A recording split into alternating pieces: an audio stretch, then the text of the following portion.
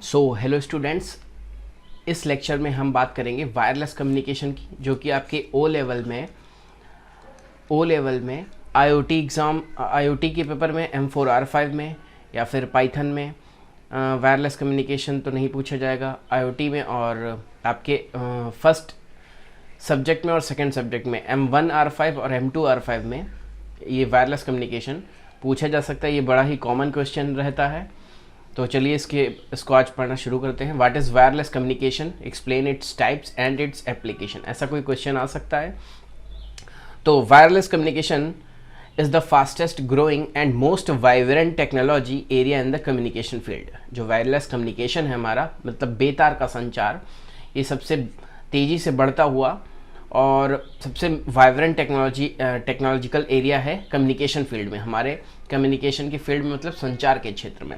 Wireless communication is a method of transmitting information from one point to another. एक point से दूसरे point तक message को transmit करना या भेजना क्या कहलाता है? हमारा कम्युनिकेशन, वायरलेस कम्युनिकेशन का मेथड रहता है। Without using any connection like wires, cables और एनी फिजिकल मीडियम। तो वायरलेस कम्युनिकेशन में क्या होता है? एक पॉइंट से दूसरे पॉइंट तक किसी मैसेज को ट्रांसमिट करना, वो भी बिना किसी वायर के, केबल के या किसी भी फिजिकल मीडियम के। तो यही वायरलेस कम्युनिकेशन कहलाता है।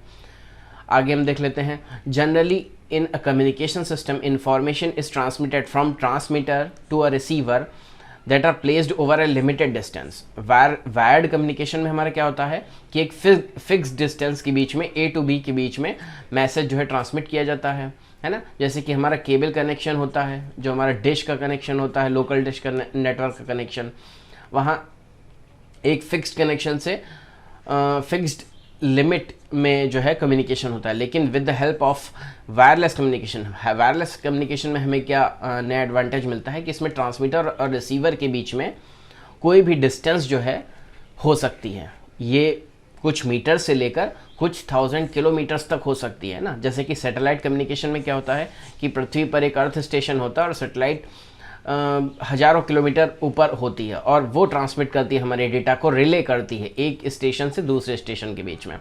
तो यही है वायरलेस कम्युनिकेशन का हमारे लिए बेनिफिट, कि हम कितनी भी डिस्टेंस तक हम अपने डेटा को ट्रांसमिट कर सकते हैं और रिसीव कर सकते हैं।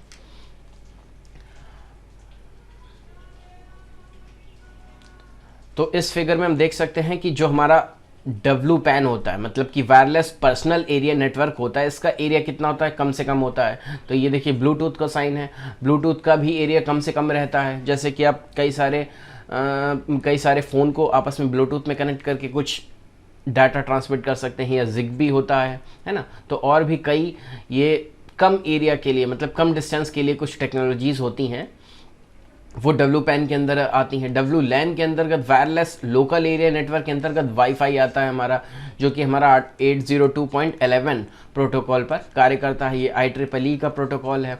और फिर उसके बाद आता है WMAN, जो वायरलेस मेट्रोपॉलिटन एरिया नेटवर्क होता है। ये 802.16 प्रोटोकॉल के अंतर्गत आता है। जैसे कि वायरलेस जो WWAN है वो BSNL प्रोवाइड करवा सकता है। और WWAN जो है वो NB-IoT के लिए, नैरो बैंड IoT के लिए जो बैंड है प्रोवाइड किया गया है। ये BSNL ने अभी इस बैंड को खरीदा है। और ये LTE जो हमारा लॉन्ग टर्म एवोल्यूशन, जो LTE हमारे वोल्टी पर मोबाइल चलते हैं, वो इस प्रोटोकॉल के थ्रू चलते हैं, WAN। ठीक है, आगे हम देख लेते हैं। We live in a world of communication and wireless communication. हम इस दुनिया में रह रहे हैं जहाँ पे कम्युनिकेशन, डेटा का ज़्यादा से ज़्यादा ट्रांसफ़र, और वो भी वायरलेस कम्युनिकेशन के थ्रू हो रहा है। ऐसी दुनिया में हम रह रहे हैं। इन पार्टिकुलर इज़ अ की पार्ट ऑफ आवर लाइव्स। हम कह सकते हैं कि हमारे जीवन का महत्वपूर्ण भाग है। Some of the commonly used wireless communication system in our day to day life are mobile phones. जैसे कि वायरलेस कम्युनिकेशन सबसे मुख्य तौर पर किस यंत्र में हम देख सकते हैं? तो हमारे मोबाइल फ़ोन्स हैं। GPS रिसीवर है जो हमारी व्हीकल्स में होता है। रिमोट कंट्रोल्स, जैसे कि हम अपना टीवी का रिमोट कंट्रोल देखते हैं या AC का रिमोट कंट्रोल देख रहे हैं, तो उसमें क्या होता है? इंफ्रारेड का एक सेंसर, ट्रांसमीटर और रिसीवर होता है। इंफ्रारेड वेव्स पे काम करता है वो। इसको भी हम बाद में देखेंगे जब हम स्पेक्ट्रम को कवर करेंगे कि किस टाइप के स्पेक्ट्रम का हम यूज़ करते हैं वायरलेस टेक्नोलॉजी में। फिर ब्लूटूथ ऑडियो, जैसे कि हम अपने हेडसेट लगाते हैं ब्लूटूथ ऑडियो, तो ब्लूटूथ वेव्स होती हैं उसमें, वो उसकी फ्रीक्वेंसी अलग होती है ना। एंड वाईफाई, तो वाईफाई जो है हम पूरे हाउस में या पूरे एक बिल्डिंग में प्रोवाइड करवा सकते हैं। तो ये सारी वायरलेस कम्युनिकेशन हम अपने डेली टू डेली लाइफ में यूज़ कर रहे हैं।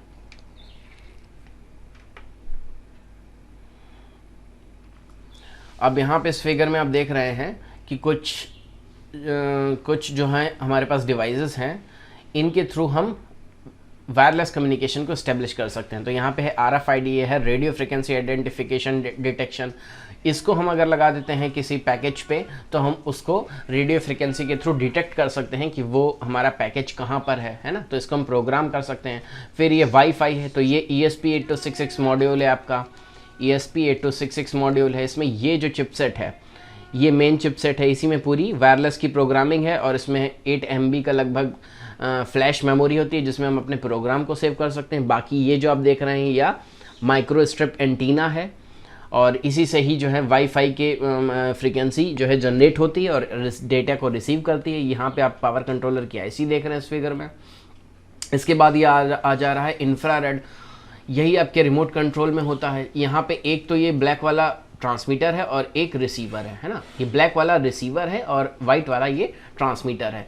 और इसको पावर करने के लिए देखिए IC लगी हुई है, 5 वोल्ट की कंट्रोलर IC है ना। तो ये आपका ट्रांसमीटर रिसीवर हो गया इंफ्रारेड वेव्स के लिए। फिर ये ब्लूटूथ का मॉड्यूल आ गया, जिसमें ये एंटीना देखिए माइक्रोस्ट्रिप एंटीना है, पैच एंटीना इसे कहते हैं, जो कि एक चिप पर ही बिल्ड कर दिया जाता है कॉपर के शोल्डरिंग के थ्रू।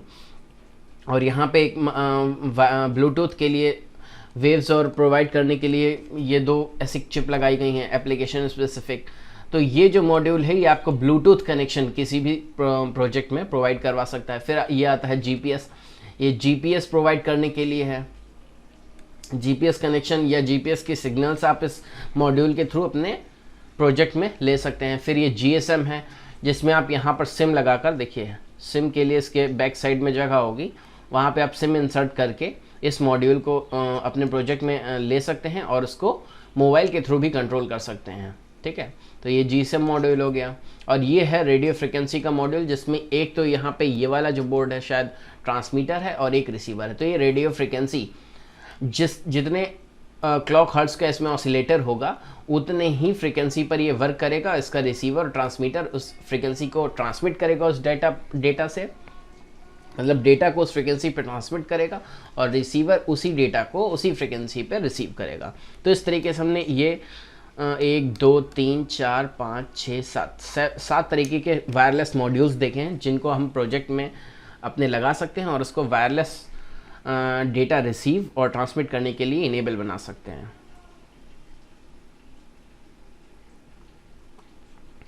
अब आगे देख लेते हैं व्हाट इज वायरलेस कम्युनिकेशन। तो communication system can be wired और वायरलेस। वायर्ड हो सकता है या वायरलेस हो सकता है।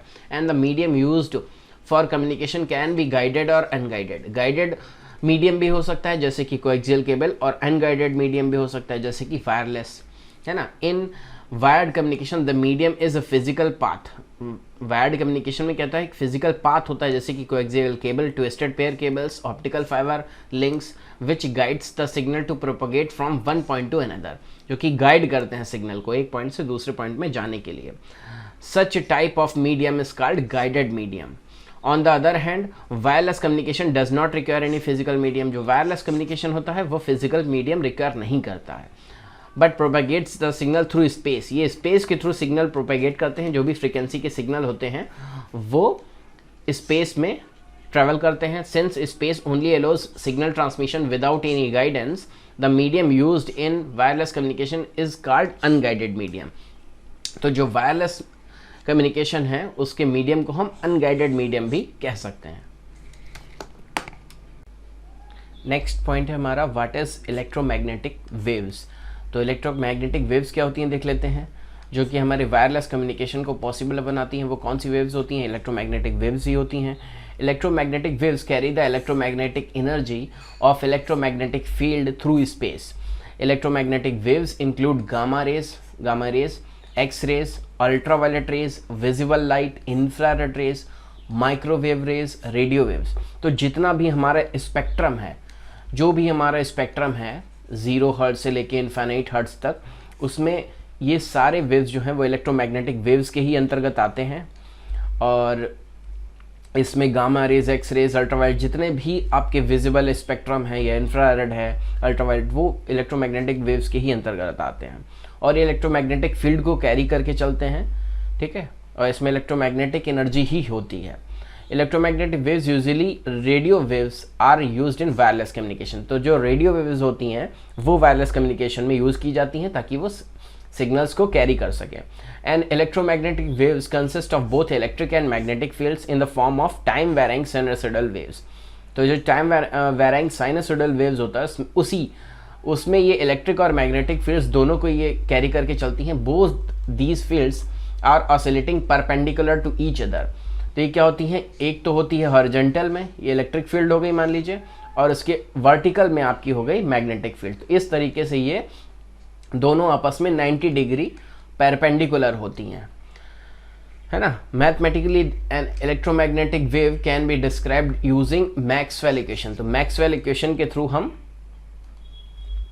इसको डिराइव कर सकते हैं अपनी इलेक्ट्रोमैग्नेटिक वेव्स को। Pictorial representation of an electromagnetic wave is shown below, where the electric field is acting in the Y axis. तो ये वाई एक्सिस में क्या है, हमारी इलेक्ट्रिक फील्ड है और magnetic field is in Z direction. तो जेड डायरेक्शन में हमारी कौन सी फील्ड है, वो है मैग्नेटिक फील्ड।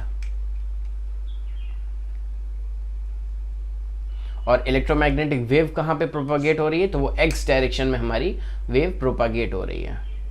तो देख लेते हैं फिगर में, ये हमारा फिगर। तो इसमें देखिए एक्स डायरेक्शन में हमारी इलेक्ट्रोमैग्नेटिक वेव प्रोपागेट हो रही है और इसके वाई डायरेक्शन में, इस डायरेक्शन में हमारी इलेक्ट्रिक फील्ड है, ठीक है। और जेड डायरेक्शन में क्या है, हमारी मैग्नेटिक फील्ड है। तो इस तरीके से हमारी इलेक्ट्रोमैग्नेटिक फील्ड होती है जिसके थ्रू, और इसकी जो फ्रीक्वेंसी होती है वही डिसाइड करती है कि ये वेव रेडियो वेव्स पर है या इंफ्रारेड वेव पे है या अल्ट्रावायलेट वेव है ना। ये सभी वेव्स जो हैं उसकी फ्रीक्वेंसी पर डिपेंड करती हैं। अब हम brief history of wireless communication देख लेते हैं। Since the use of smoke signal, सबसे पहले किन कम्युनिकेशन के लिए किस सिग्नल्स का यूज़ होता था, स्मोक सिग्नल। स्मोक कर देते थे तो एक शिप दूसरी शिप को पहचान जाती थी कि वो किसी तरीके का डेंजर का सिग्नल दे रहा है या वो मुझे बुला रहा है मदद के लिए, है ना।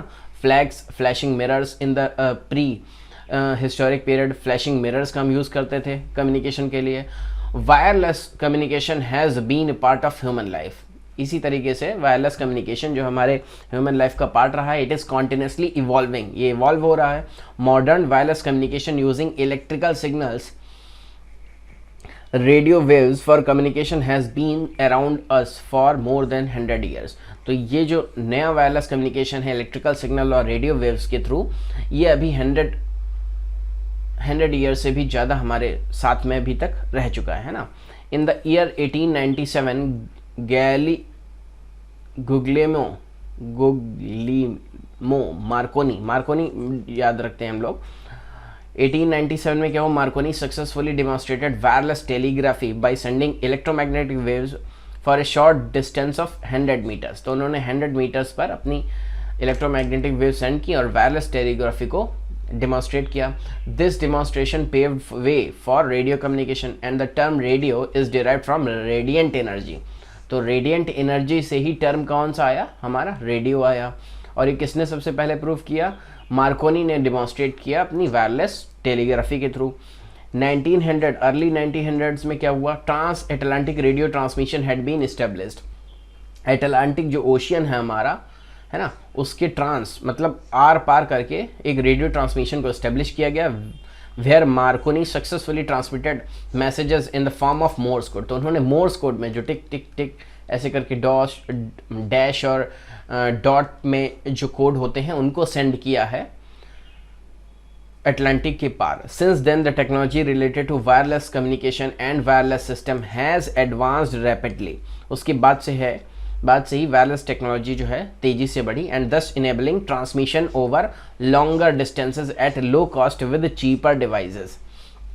और भी डिस्टेंस बढ़ता गया और उसका कॉस्ट जो है घटता गया हमारे वायरलेस टेक्नोलॉजी का, और ये चीपर होती गई डिवाइसेस। आगे हम देख लेते हैं।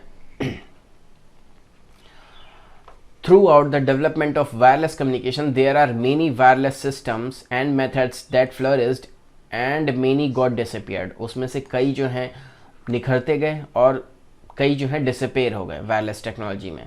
The best example for this is telephone communication, television transmission.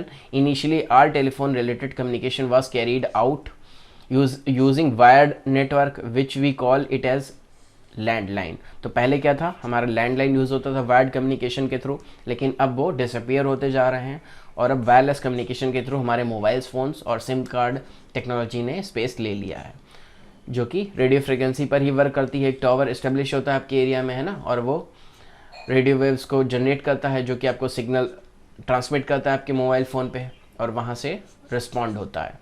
इस तरीके से कार्य होने लगा है। But the rapid growth of mobile communication started to replace the complex wired telephone system, है ना। In the scenario the wired technology became outdated. तो जो वायर्ड टेक्नोलॉजी हमारी आउटडेटेड हो गई and got replaced by wireless communication. Another scenario where wireless communication got replaced by wired communication, television broadcasting.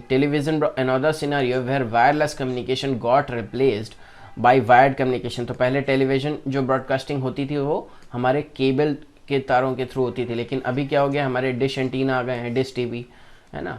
तो इस तरीके से सैटेलाइट के थ्रू ट्रांसमिशन होने लगा। These two examples point out that with the development of technology we always have to choose what is best for the situation. In some areas we have to use wired communication, whereas in other going for wireless may be a better option. तो जहाँ जैसी situation होती है वहाँ पे हम उस technology का कम्युनिकेशन के लिए यूज़ करते हैं, ठीक है।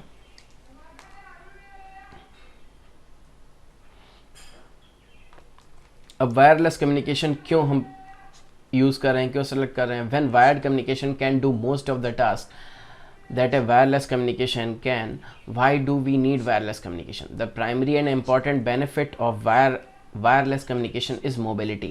तो wireless communication का सबसे बड़ा benefit क्या है हमारा, सबसे बड़ा इसका selling point क्या है कि इसमें mobility रहती है, आप इधर से उधर travel कर सकते हैं communication करते हुए।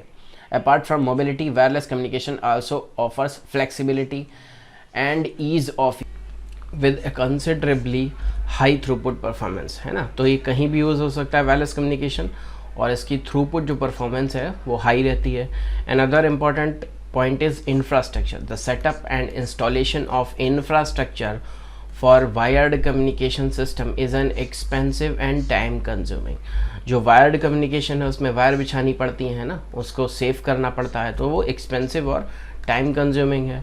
The infrastructure of wireless communication can be installed easily and low cost. Wireless communication में ईजिली इंस्टॉल भी हो जाता है और लो कॉस्ट भी रहता है। In emergency situation and remote location where the setup of wired communication is difficult, wireless communication is a viable option. तो वायरलेस कम्युनिकेशन जो है अच्छा ऑप्शन रहता है वहाँ पर। Advantage of wireless communication. There are numerous advantage of wireless communication technology.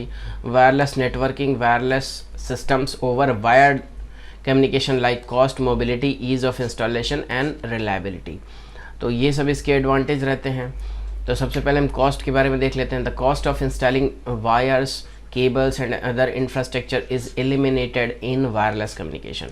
Wireless communication में ये सभी कार्य नहीं करने पड़ते हैं, hence lowering the overall cost of the system compared to wired communication system.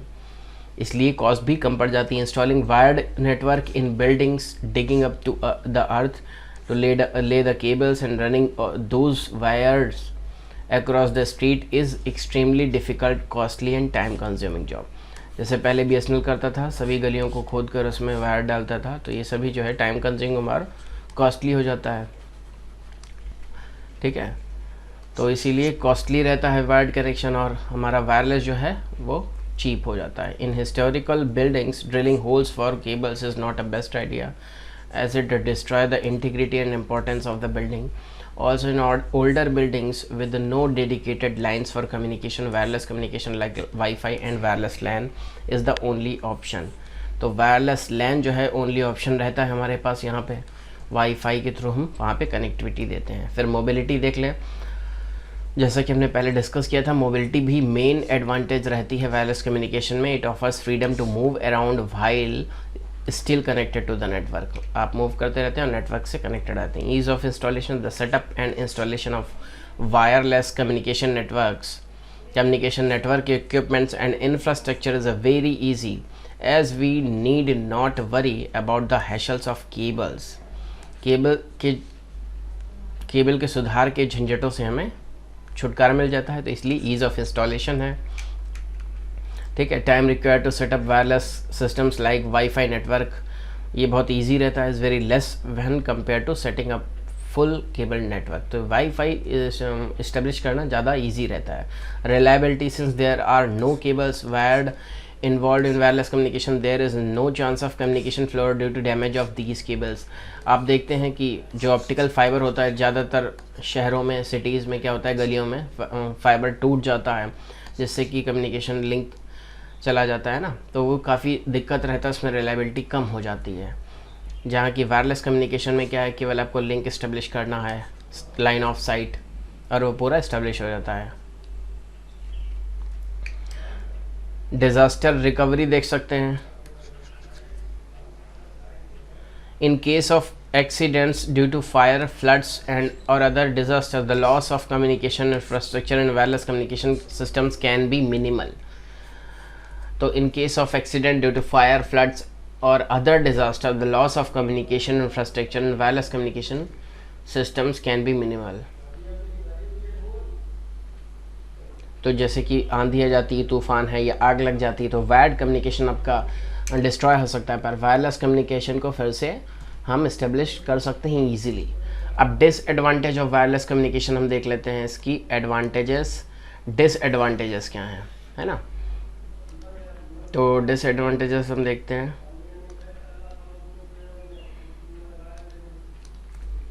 Even though wireless communication has number of advantages over wired communication, there are few disadvantages. The most concerning disadvantages are interference. इसमें interference रहता है, security और health issues रहते हैं। तो interference को पहले हम पॉइंट को देख लेते हैं। Wireless communication systems use open space as the medium for transmitting signals. As a result there is a huge chance of radio signals from one wireless communication or network might interfere other signals, है ना। तो ये पूरा space में रहता है, तो और भी कई सिग्नल्स वहाँ पर रहते हैं, तो वो जो उसको इंटरफेयर कर सकते हैं। The best example is Bluetooth and WiFi. Both these technologies are the use the 2.4 gigahertz frequency for communication, and when both of these devices are active at the same time there is a chance of interference. तो ये बिल्कुल real बात है। मेरा Samsung का phone है M10, तो उसमें क्या है, जब आप ब्लूटूथ से हेडफोन ईयरफोन लगाए होते हैं और ब्लूटूथ ईयरफोन से कनेक्टेड होता है और वाईफाई के थ्रू आप डेटा एक्सेस कर रहे होते हैं, तो आप यूट्यूब से डेटा को एक्सेस नहीं कर पाते। क्यों? क्योंकि ब्लूटूथ भी ईयरफोन को डेटा प्रोवाइड कर रहा है उसी फ्रीक्वेंसी पर, और डेटा भी वाईफाई से उसी फ्रीक्वेंसी पर ले रहा है, तो डेटा वहाँ पर रिसीव नहीं होता, स्पीड ही नहीं आ पाती है। तो ये सबसे बड़ा इसका एग्जाम्पल है वायरलेस कम्युनिकेशन में, है ना। तो ये प्रॉब्लम मेरे सैमसंग के मोबाइल में है, लेकिन वीवो के मोबाइल में ऐसा प्रॉब्लम नहीं है। तो इस कंपनी ने इसमें कुछ सुधार किया है जो इंटरफेरेंस ना हो। सिक्योरिटी के पर्पज से देख लें तो one of the main concerns of wireless communication is the security of the data. Security of the data, है ना। Since the signals are transmitted in open space, it is possible that an intruder can intercept the signals and copy sensitive information. क्योंकि open space में जो है wireless communication signal send किए जाते हैं, तो ऐसा हो सकता है कि इंट्रूडर जो है आपका हैकर, वो आपकी इन्फॉर्मेशन को, सिग्नल को गैदर कर सकता है ना। लेकिन इसके लिए कई सारे टेक्नोलॉजीज़ हैं जिसके थ्रू आप अपने डेटा को सिक्योर कर सकते हैं। हेल्थ कंसर्न क्या है? Continuous exposure to any type of radiation can be hazardous. जैसा कि आजकल बात चल रही है कि 5G के रेडिएशन से जो है, रेडिएशन से ही ये कोरोना जो वायरस है वो एक्सपेंड हो रहा है ना। तो ऐसा रहता है कि रेडिएशन हमारे लिए हैजार्डस रहता है। Even though the levels of radio frequency energy that can cause the damage are not accurately established. लेकिन अभी तक ये नहीं माना प्रूफ हो पाया है कि रेडियो फ्रिक्वेंसी जो कि हमारे को डैमेज कर पाए, ऐसा प्रूफ नहीं हुआ। It is advise to avoid radio frequency radiation to the maximum. ऐसा कहा गया, एडवाइस किया गया कि आप रेडियो फ्रिक्वेंसी के रेडिएशन से बचें।